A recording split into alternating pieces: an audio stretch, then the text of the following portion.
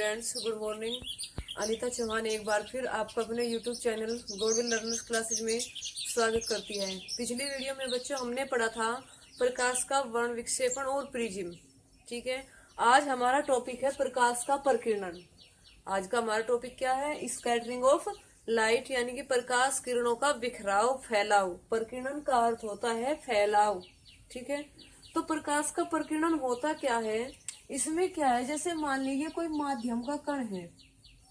क्या ये माध्यम का कण, और ये प्रकाश किरण आ रही है। तो जो प्रकाश किरण के कण है, प्रकाश किरण के कण है, जब प्रकाश किरण के कण इस माध्यम के कण से टकराएंगे या इस माध्यम के कण से होकर जाते हैं, तो ये माध्यम का कण क्या करता है? इस प्रकाश पुंज को, प्रकाश किरण पुंज को चारों दिशाओं में बिखेर देता है। चारों दिशाओं में क्या करता है? बिखेर देता है। तो प्रकाश किरणों का माध्यम के कणों द्वारा जो बिखराव होता है उसे क्या कहते हैं? प्रकीर्णन कहते हैं। ये क्या ले लिया हमने? कोई माध्यम का कण ले लिया, जैसे धूल का कण हो गया या वायु का कण हो गया। ठीक है, जब ये प्रकाश किरण पुंज आया, और प्रकाश किरण भी क्या है? छोटे छोटे कण होते हैं, यानी कि फोटोन के पैकेटों के रूप में चलता है। तो जब प्रकाश किरण पुंज इस माध्यम के कण से टकराएगा तो यह माध्यम का कण प्रकाश किरणों को फैला देगा। तो प्रकाश किरणों का जो बिखराव हुआ है, फैलाव हुआ है, उसे बोलेंगे प्रकाश का प्रकीर्णन। क्या बोलेंगे उसे? प्रकाश का प्रकीर्णन। तो डेफिनेशन क्या हो जाएगी प्रकाश का प्रकीर्णन की? कि जब कोई प्रकाश किरण किसी ऐसे माध्यम से होकर जाती है, जब प्रकाश किरण, जब सूर्य का प्रकाश ऐसे माध्यम से होकर गुजरता है जिसमें धूल, मिट्टी या अन्य पदार्थ के सूक्ष्म कण होते हैं, तो इनके द्वारा प्रकाश का फैल जाना या प्रकाश का चारों ओर बिखराव प्रकाश का प्रकीर्णन कहलाता है। अब प्रकाश का जो प्रकीर्णन का है डेफिनेशन है, वो है रेले के नियम से। रेले का नियम है, लॉर्ड रेले वैज्ञानिक है एक। लॉर्ड रेले का नियम क्या है? इसका नियम ये है कि जो प्रकाश का प्रकीर्णन होता है, प्रकाश का प्रकीर्णन, वो तरंग दैर्घ्य की घात 4 के व्युत्क्रमानुपाती होता है। यानी कि I प्रोपोर्शनल होगा 1/λ की पावर 4। यानी कि अगर लेमड़ा की वैल्यू ज्यादा होगी तो I की वैल्यू कम होगी। I क्या है? प्रकीर्णन, यानी कि प्रकीर्णित जो प्रकाश है उसकी तीव्रता, प्रकीर्णित प्रकाश की तीव्रता। तो प्रकीर्णन किस पर निर्भर करता है? लेमड़ा पर, यानी कि तरंग दैर्घ्य पर। और मैंने आपको तरंग दैर्घ्य पहले भी बताया क्या होता है। तरंग दैर्घ्य तरंग द्वारा तय की गई दूरी, तरंग द्वारा तय की गई दूरी क्या कहलाती है? तरंग दैर्घ्य। वेव लेंथ, यानी कि वेव की लेंथ, वेव की लेंथ क्या कहलाएगी? तरंग दैर्घ्य। ये बताया था कि एक दोलन में तरंग द्वारा तय की गई दूरी, एक दोलन में तरंग द्वारा तय की गई दूरी क्या कहलाती है? तरंग दैर्घ्य। तो जो प्रकीर्णित प्रकाश है उसकी तीव्रता या फिर प्रकीर्णन बोल लो, तरंग दैर्घ्य की चतुर्थ घात के व्युत्क्रमानुपाती होता है। यानी कि I अनुक्रमानुपाती 1/λ की पावर 4। अगर हमारे किसी रंग के प्रकाश की तरंग दैर्घ्य ज्यादा है तो प्रकीर्णन क्या होगा? कम होगा। आई बात समझ में? अगर तरंग दैर्घ्य ज्यादा है तो प्रकीर्णन कम होगा। अगर हमारी तरंग दैर्घ्य कम है किसी रंग के प्रकाश की, तो उसकी प्रकीर्णन क्या होगा? ज्यादा होगा, क्योंकि एक दूसरे के क्या है? व्युत्क्रमानुपाती है। एक दूसरे के क्या है? व्युत्क्रमानुपाती। अगर लेमड़ा की वैल्यू बढ़ेगी तो I की वैल्यू घटेगी, अगर लेमड़ा की वैल्यू घटेगी तो I की वैल्यू बढ़ेगी। यानी कि प्रकाश का जो प्रकीर्णन है तरंग दैर्घ्य पर निर्भर करता है। अब जो लाल रंग की तरंग दैर्घ्य है, लाल रंग का जो प्रकाश है, लाल रंग के प्रकाश की तरंग दैर्घ्य क्या है? हमारी ज्यादा है। यानी कि जो सूर्य का प्रकाश है उसमें 7 रंग होते हैं। क्या होता है? बैंगनी, आसमानी, नीला, हरा, पीला, लाल, जो भी है। तो लाल रंग की जो प्रकाश होती है उसकी तरंग दैर्घ्य क्या होती है? सबसे अधिक। उसकी तरंग दैर्घ्य क्या होती है? सबसे अधिक। और जो बैंगनी रंग का प्रकाश है, उसकी तरंग दैर्घ्य क्या होती है, सबसे कम। ठीक है, तो बैंगनी रंग की जो तरंग दैर्घ्य है वह क्या है, सबसे कम है, यानी कि लेमड़ा की वैल्यू बैंगनी का क्या है, सबसे कम। तो प्रकीर्णन किसका सबसे ज्यादा होगा, बैंगनी का होगा, क्योंकि प्रकीर्णन क्या होता है, तरंग दैर्घ्य के व्युत्क्रमानुपाती होता है। जब लेमड़ा का मान ज्यादा है तो तीव्रता का जो प्रकीर्णन की तीव्रता है वो क्या होगी, कम होगी। अगर लेमड़ा का मान ज्यादा है तो प्रकीर्णन क्या होगा, कम होगा। तो जो लाल रंग का प्रकाश है उसकी तरंग दैर्घ्य सबसे अधिक है, तो इसका प्रकीर्णन होगा सबसे कम। बैंगनी रंग का जो प्रकाश है उसकी तरंग दैर्घ्य है सबसे कम, तो इसका जो प्रकीर्णन होगा वो होगा सबसे ज्यादा है। बहुत इंपॉर्टेंट क्वेश्चन है, 1 नंबर में क्वेश्चन आता है इसका, ऑब्जेक्टिव भी आ जाता है और शॉर्ट, वेरी शॉर्ट क्वेश्चन में भी आता है कि किस रंग के प्रकाश का प्रकीर्णन सबसे अधिक होता है, या किस रंग के प्रकाश का प्रकीर्णन सबसे कम होता है। तो सबसे कम किस रंग का होगा, लाल रंग का, और सबसे ज्यादा किसका होगा, बैंगनी रंग का। ठीक है, अब जो आकाश का रंग है वो हमें क्या दिखाई देता है, नीला दिखाई देता है। आकाश का रंग नीला दिखाई देता है, तो वो क्या कारण है।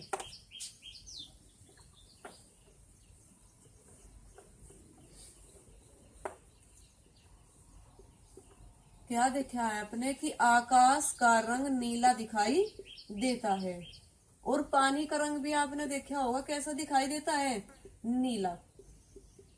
तो उसका कारण क्या है, जो आकाश का रंग है वो नीला दिखाई देता है, उसका कारण क्या है, उसका कारण प्रकाश का प्रकीर्णन होता है। क्या होता है, प्रकाश का प्रकीर्णन। जब सूर्य का प्रकाश, सूर्य के प्रकाश क्या है, अनेक रंगों से मिलकर बना है, श्वेत प्रकाश है, 7 रंगों से मिलकर बना है। तो जब सूर्य का प्रकाश वायुमंडल से होकर गुजरता है, वायुमंडल से होकर गुजरता है, तो उसमें क्या है, धूल मिट्टी के कण है या अन्य वायु के कण है। तो वो प्रकाश इन धूल मिट्टी के कण से टकराता है, भाई इस माध्यम से होकर गुजर रहा तो इनसे टकराएगा। तो ये धूल मिट्टी के कण क्या होते हैं, प्रकाश किरणों को फैला देते हैं। अभी प्रकीर्णन की डेफिनेशन बताई थी आपको अच्छी तरीके से कि धूल मिट्टी के कण या माध्यम के कण क्या करते हैं, प्रकाश को फैला देते हैं। और जो बैंगनी रंग है, बैंगनी, नीला, आसमानी, इनका जो हमारा प्रकीर्णन है वो क्या है, अधिक है। बैंगनी, नीला, आसमानी का जो हमारा प्रकीर्णन है वो क्या है, अधिक है। बैंगनी का सबसे अधिक, फिर आसमानी का, और फिर किसका, नीले का। ठीक है, इन तीनों रंग का प्रकीर्णन क्या होता है, ज्यादा होता है। तो इनका जब प्रकीर्णन ज्यादा होगा तो ये क्या होगा, वायुमंडल में फैल जाएगा, बिखर जाएगा चारों तरफ, और हमारी आंखों तक पहुंचता है, जिससे हमें आकाश का रंग नीला दिखाई देता है। अगर बच्चों वायुमंडल ना होता, अगर वायुमंडल ना होता तो धूल के कण भी नहीं होते, और जब धूल के कण नहीं होते प्रकाश किरणों का फैलाव भी नहीं होता। तो हमें जो आकाश का रंग दिखाई देता वो देता हमें काला। अगर वायुमंडल ना हो तो आकाश का रंग कैसा दिखाई देगा आपको, काला। ठीक है, यही कारण है अगर हम चंद्रमा के तल से आकाश का रंग देखें तो हमें काले रंग का दिखाई देता है। अगर चंद्रमा के तल से आकाश का रंग देखे तो हमें कैसा दिखाई देगा, काले रंग का। ठीक है, अब इसका एक एग्जाम्पल हो रहे हैं कि सूर्योदय व सूर्यास्त के समय सूर्य का जो रंग है लाल दिखाई देता है। सूर्योदय यानी कि जब सूर्य उदय होता है सुबह के टाइम, और शाम के टाइम जब सूर्य अस्त होता है, छिपता है, उस समय सूर्य का जो रंग है वो हमें कैसा दिखाई देता है, लाल रंग का। कैसा दिखाई देता है, लाल रंग का। ठीक है, तो उसका कारण क्या है, उसका कारण भी प्रकाश का प्रकीर्णन होता है, प्रकाश किरणों का फैलाव होता है। ठीक है, जब सूर्योदय और सूर्यास्त के समय प्रकाश किरणें वायुमंडल से होकर गुजरती हैं, तो इस टाइम पर जो प्रकाश किरणें हैं, श्वेत प्रकाश है, वो वायुमंडल में बहुत अधिक दूरी तय करता है। और जब बहुत अधिक दूरी तय करता है तो उनका प्रकीर्णन क्या होता है, सबसे अधिक होता है।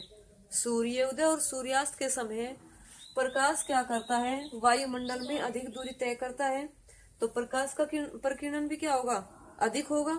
तो जो बैंगनी, नीला और आसमानी रंग है, इसका प्रकीर्णन क्या होगा, सबसे अधिक होगा। तो ये तीनों रंग तो क्या होंगे, निकल जाते हैं। नीला, बैंगनी रंग क्या होता है, निकल जाता है। तो केवल जिसका प्रकीर्णन सबसे कम होगा वो ही रंग रहता है। जैसे नारंगी है, लाल है, तो केवल ये ही रंग रहते हैं और इन रंगों का प्रकाश हमारी आंखों तक पहुंचता है, जिससे हमें सूर्य का रंग नीला दिखाई देता है, सूर्य का रंग लाल दिखाई देता है। ठीक है। अब जब दोपहर के समय सूर्य हमारे सिर पर होता है, तो उस समय जो सूर्य है वो श्वेत रंग का दिखाई देता है। सूर्य कैसे रंग का दिखाई देता है, श्वेत रंग का। दोपहर के समय जब सूर्य सिर पर होता है तो सूर्य कैसा दिखाई देता है, सूर्य का जो रंग होता है वो श्वेत दिखाई देता है। ठीक है। तो उसका कारण भी क्या है, प्रकीर्णन ही है। उसका कारण भी क्या है, प्रकीर्णन। कैसे है, दोपहर के समय जब सूर्य हमारे सिर के ऊपर होता है, दोपहर के समय जब सूर्य हमारे सिर के ऊपर होता है तो क्या होता है, उस सूर्य जब दोपहर के समय सिर के ऊपर होता है तो सूर्य बहुत कम दूरी तय करता है। सूर्योदय और सूर्यास्त के सापेक्ष दूरी क्या करता है, कम दूरी तय करता है, जिससे प्रकीर्णन क्या होता है, कम होता है। तो इस वजह से सूर्य दोपहर के समय श्वेत रंग का दिखाई देता है, क्योंकि सभी रंगों का प्रकीर्णन क्या होगा, कम होगा। ठीक है। एक एग्जाम्पल ये है, क्या है कि जो खतरे के सिग्नल है, खतरे के सिग्नल वो कैसे रंग के बनाए जाते हैं, लाल रंग के। वो कैसे रंग के बनाए जाते हैं, लाल रंग के। अस्पताल की आपने गाड़ी देखी होगी, एम्बुलेंस देखी होगी, उसमें जो प्लस का निशान रहता है वो कैसे रंग का रहता है, लाल रंग का। रेलगाड़ी की जो झंडी होती है वो भी कैसी रहती है, लाल रंग की। तो उसका कारण क्या है कि जो लाल रंग का प्रकीर्णन होता है वो सबसे कम होता है। लाल रंग का जो बिखराव होता है वो क्या होता है, सबसे कम। तो इस वजह से जो खतरे के सिग्नल है, एम्बुलेंस की जो गाड़ी है, उस पर लाल रंग का प्रयोग किया जाता है, क्योंकि इसका प्रकीर्णन सबसे कम होता है और ये हमारी आंखों तक पहुंच जाता है। आपने देखा होगा अगर बहुत सारे रंग एक साथ अलग अलग रखे हुए हैं तो आपका जो ध्यान होगा वो सबसे ज्यादा किसकी ओर जाएगा, सबसे पहले लाल रंग की ओर, क्योंकि उसका प्रकीर्णन बहुत कम होता है, उसका बिखराव जो है बहुत कम होता है। ठीक है। अब आता है इसी में ही टिंडल प्रभाव। क्या आता है, टिंडल प्रभाव क्या होता है, आपने पहले भी पढ़ चुके हो। टिंडल प्रभाव क्या होता है, आपने 9th क्लास में पढ़ा होगा। टिंडल प्रभाव क्या होता है, जब प्रकाश किरण या प्रकाश किरण पुंज धूल मिट्टी के कण से टकराता है तो उस समय टकराने के पश्चात, परावर्तन के पश्चात हमें किरण पुंज का मार्ग दिखाई देता है। तो किरण पुंज के मार्ग दिखाई देने की जो प्रक्रिया होती है उसे टिंडल प्रभाव कहते हैं। हमारा जो वायुमंडल है वो क्या है, धूल मिट्टी के कणों का एक विषमांगी मिश्रण है। क्या, एक विषमांगी मिश्रण है। तो जब सूर्य का प्रकाश या सूर्य की किरण पुंज इन धूल मिट्टी के कण से टकराती है, परावर्तित होती है, तो क्या होता है, इन किरण पुंज का मार्ग दिखाई देता है। तो किरण पुंज के मार्ग दिखाई देने की जो घटना होती है उसे टिंडल प्रभाव कहते हैं। ठीक है। तो जो आज की हमारी क्लास है वो यहीं समाप्त होती है। कल फिर एक नए टॉपिक के साथ अनीता चौहान आपके सामने प्रेजेंट होगी।